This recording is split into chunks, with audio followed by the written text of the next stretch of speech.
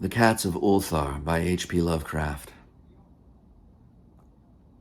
It is said that in Ulthar, which lies beyond the river sky, no man may kill a cat. And this I can verily believe as I gaze upon him who sitteth purring before the fire. For the cat is cryptic and close to strange things which men cannot see. He is the soul of antique Egyptus, and bearer of tales from forgotten cities in Meroe and Ophir. He is the kin of the jungle's lords, and heir to the secrets of hoary and sinister Africa. The Sphinx is his cousin, and he speaks her language, but he is more ancient than the Sphinx, and remembers that which she has forgotten. In Ulthar, before ever the burgesses forbade the killing of cats, there dwelt an old cotter and his wife who delighted to trap and slay the cats of their neighbors.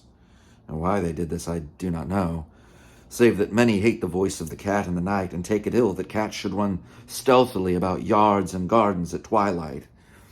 But whatever the reason, this old man and woman took pleasure in trapping and slaying every cat which came near to their hovel.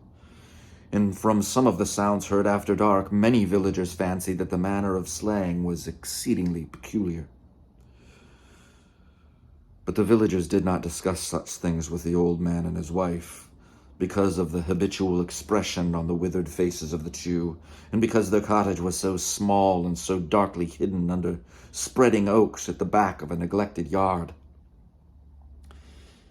In truth, much as the owners of the cats hated these odd folks, they feared them more, and instead of berating them as brutal assassins, merely took care that no cherished pet or mouser should stray toward the remote hovel under the dark trees.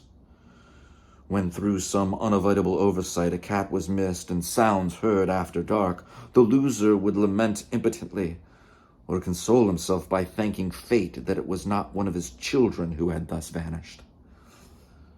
For the people of Ulthar were simple, and knew not whence it is all cats first came. One day a caravan of strange wanderers from the south entered the narrow cobbled streets of Ulthar.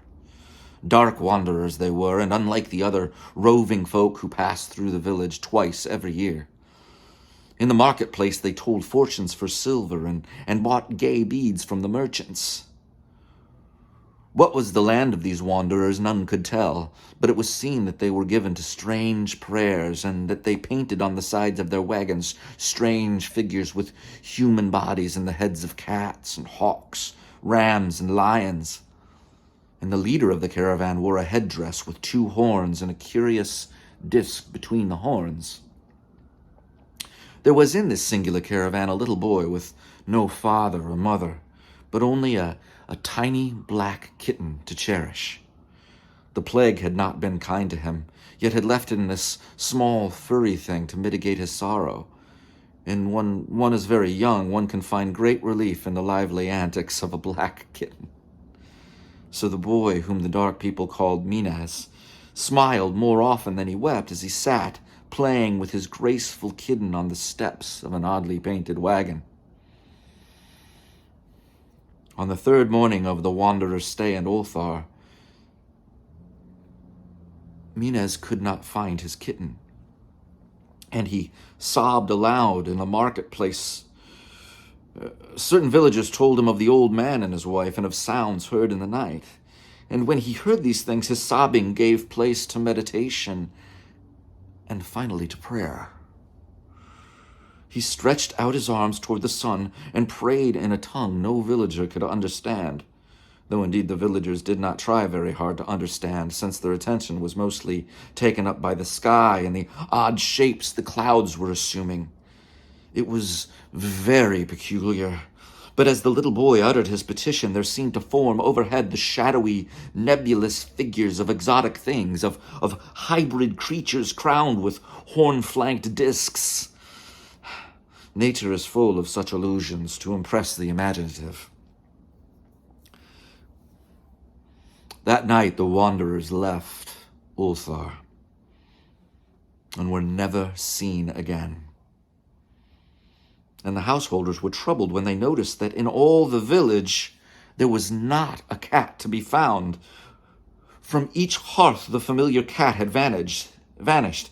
Cats large and small, black, gray, striped, yellow, and white. Old Crannan, the burgomaster, swore that the dark folk had taken the cats away in revenge for the killing of Minas's kitten, and cursed the caravan and the little boy. But Nith, the lean notary, declared that the old cotter and his wife were more likely persons to suspect, for their hatred of cats was notorious and increasingly bold. Still, no one durst complain to the sinister couple, even when little Atal, the innkeeper's son, vowed that he had at twilight seen all the cats of Ulthar in that accursed yard under the trees, pacing very slowly and solemnly in a circle around the cottage, two abreast, as if in performance of some unheard-of rite of beasts. The villagers did not know how much to believe from so small a boy, and though they feared that the evil pair had charmed the cats to their death, they preferred not to chide the old cotter until they met him outside his dark and repellent yard. So Ulthar went to sleep in vain anger, and when the people awaked at dawn, behold, every cat was back at his accustomed hearth. Very sleek and fat did the cats appear, and sonorous with purring content. The citizens talked with one another of the affair, and marveled not a little. Old Crannan again insisted that it was the dark folk who had taken them, since cats did not return alive from the cottage of the ancient man and his wife. But all agreed on one thing, that the refusal of all the cats to eat their portions of meat or drink their saucers of milk was exceedingly curious. And for 2 whole days the sleek, lazy cats of Ulthar would touch no food, but only doze by the fire or in the sun. It was fully a week before the villagers noticed that no lights were appearing at dusk in the windows of the cottage under the trees. Then the lean Nith remarked that no one had seen the old man or his wife since the night the cats were away. In another week, the burgomaster decided to overcome his fears and call at the strangely silent dwelling as a matter of duty, though in doing so he was careful to take with him Shang the blacksmith and Thul the cutter of stone as witnesses. And when they had broken down the frail door, they found only this: 2 cleanly picked human skeletons on the earthen floor, and a number of singular beetles crawling in the shadowy corners. There was subsequently much talk among the burgesses of Ulthar.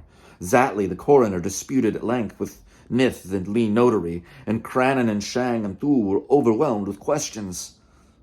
Even little Atal, the innkeeper's son, was closely questioned and given a sweetmeat as reward.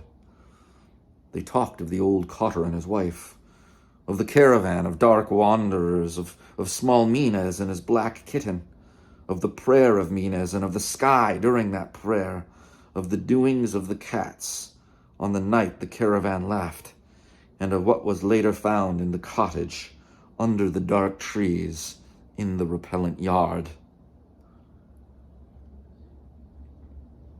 And in the end, the burgesses passed that remarkable law which is told of by traders in Hathig and discussed by travelers in Nir, namely, that in Ulthar no man may kill a cat.